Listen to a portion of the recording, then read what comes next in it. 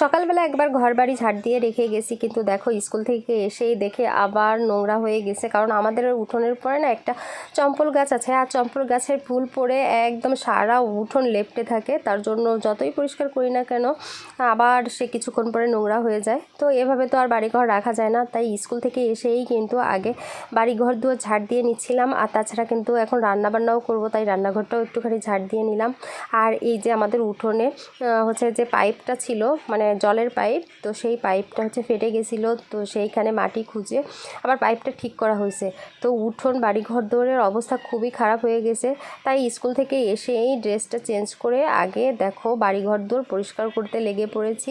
আর বাড়িঘর দৌড় কেন যেন পরিষ্কার না থাকলে আমার একদমই ভালো লাগে না। আর গ্রামের বাড়ি যতটা পরিষ্কার পরিচ্ছন্ন রাখা যায় ততই কিন্তু দেখতে ভালো লাগে। আর এদিকে দেখো রাজবাবু কিন্তু উঠোনে খেলাধুলো করছিল।